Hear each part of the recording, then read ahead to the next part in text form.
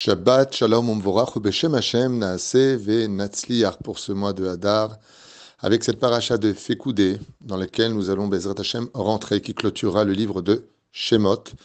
Une paracha un peu longue, qui revient sur des ustensiles qu'on a vus et revus dans les parachutes de Teruma, dans les parachas de Tetzavé, Vayak El, qu'on a lu la semaine dernière.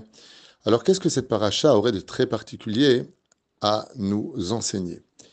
Alors, cette paracha, qui nous parle aussi essentiellement, on peut le dire, des rôles et des emplacements de chaque ustensile du service divin, vient aussi nous faire un clin d'œil sur une signification qui n'est pas très connue. Pikoudé veut dire rendre des comptes, din vecheshbon, comme c'est marqué, ele fekoudé à Mishkan.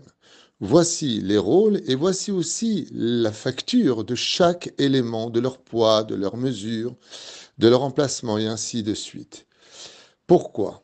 Car il était important pour Moshe Rabbeinu alav shalom, nous disent les Chachamim, d'éliminer toute suspicion au sein du peuple d'Israël sur des questionnements, car Moshe entendait une rumeur venir sur lui qui disait: comment se fait-il qu'il a pu s'acheter ça? Comment se fait-il qu'il a pu obtenir ceci et cela? Comment se fait-il qu'il ait pris tellement de poids?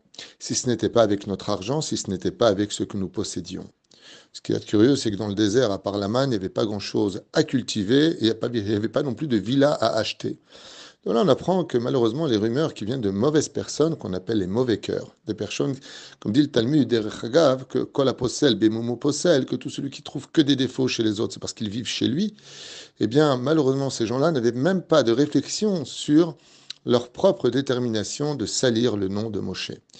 Et en tant que leader responsable de la caisse, en fin de compte, de Tzedaka du Tzibour, Moshe Rabbeinu a trouvé Nachon, il a trouvé que c'était important de donner des comptes, d'expliquer, voilà exactement où est venu votre argent, surtout qu'on a vu dans les parachutes précédentes que Moshe leur dit: stop, ça suffit d'apporter, on en a assez, alors qu'en général, quand il s'agit d'argent, on n'en a jamais assez, on dit souvent même, on ne sait jamais. Mais Moshe Rabbeinu entend quelques personnes, des individus au mauvais cœur, aux mauvaises intentions, mais il fait très attention, car vous savez qu'il est important d'avoir une bonne réputation et qu'il y a une mitzvah particulière qui dit: Vetiye naki lifne Elokim ve Adam. Sois propre devant Dieu, mais sois propre aussi devant les hommes. Alors c'est sûr que on n'a pas à tout le temps à se justifier, on ne va pas passer notre vie à expliquer nos intentions, qu'est-ce qu'on voulait dire ou faire. Pourquoi? Parce que de toute façon, face à la méchanceté des gens, au déni des gens, quoi que tu expliques, tu auras toujours tort. Ainsi donc, Moshe Rabbeinu va faire sa ishtadlout, et c'est le message qu'il transmet à toute la génération. Si vous ne voulez pas qu'on dise du mal de vous, si vous ne voulez pas qu'on parle du Lachon Hara ou du Motzi Shemra sur vous, vous avez aussi un rôle à jouer.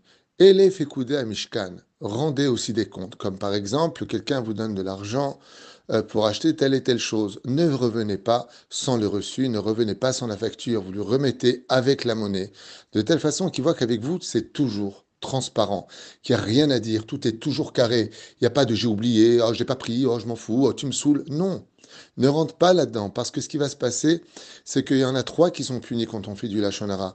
Celui qui le dit, celui qui l'écoute, et surtout celui qui l'a provoqué. Les trois sont concernés. Et comme Moshe Rabbeinu a entendu une rumeur qui venait de naître sur lui, car comme le dit la Gemara, il disait: regardez comme il a grossi. D'où est-ce qu'il a eu autant de mannes, si ce n'est qu'il a acheté avec notre argent à quelqu'un d'autre? Et donc il s'inventait des choses, et Moshe Rabbeinu vient nous dire que le Mishkan, les ustensiles de ce Mishkan, où chacun avait sa place avec les 12 pierres qui brillaient, à l'image du diamant sur le pectoral du Kohen Gadol, ne pouvait atteindre son apogée que si le peuple d'Israël était uni, pas simplement au niveau démographique ou géographique, mais au niveau du cœur.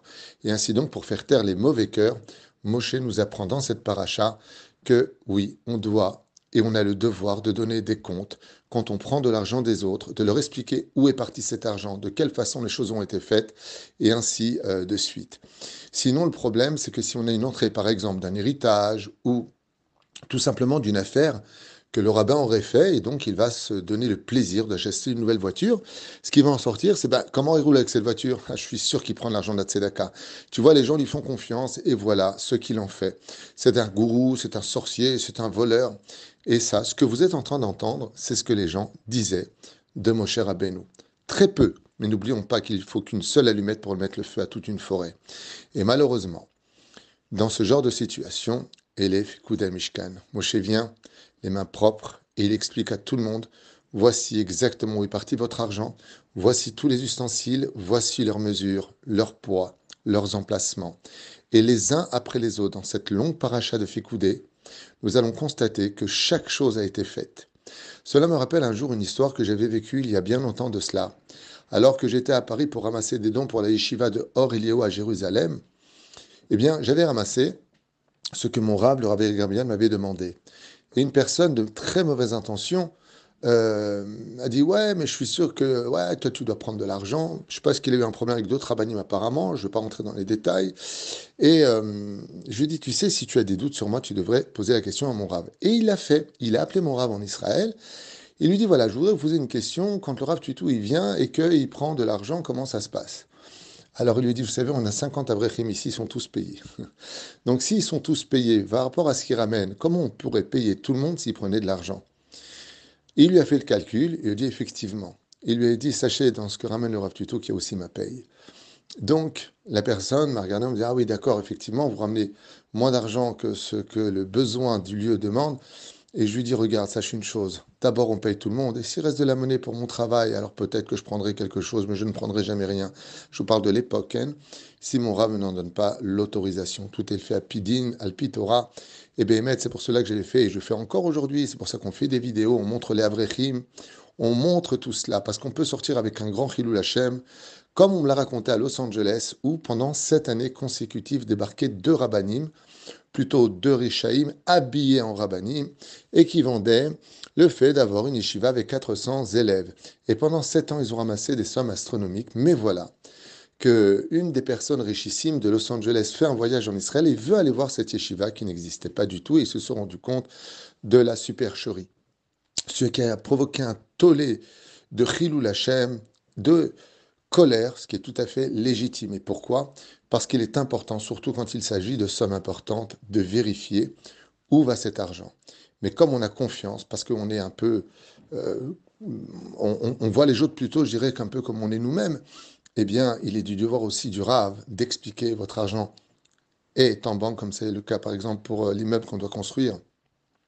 Si Dieu veut, très prochainement, avec toutes les tendances dedans, votre argent est en banque, il n'a pas bougé de toute façon, on en a besoin, on est loin du compte pour construire. Chaque chose a été utilisée pour chaque domaine et chacun verra de ses propres yeux où il a investi son argent. Et je me rappellerai toute ma vie de cet ami, Jacques, qui un jour me dit, voilà, je voudrais acheter pour ma grand-mère des livres. Et je voudrais qu'il y ait marqué dessus les Ilou Nishmat. Alors, j'achète les livres, c'était des Gmarot Schutenstein. Ça coûtait très cher, c'était 100 et quelques shekels, 110 shekels la Gemara. Et on en avait acheté des dizaines et des dizaines, et il m'envoya l'argent. Et puis voilà que 3 ans plus tard, il passe au Beth Midrash. Je lui dis, on buvait un café, je lui dis, regarde, viens avec moi, il faut que tu vois quelque chose au Beth Midrash. Et je lui montre la moitié d'un mur où il y avait plein de Gmarot Schutenstein.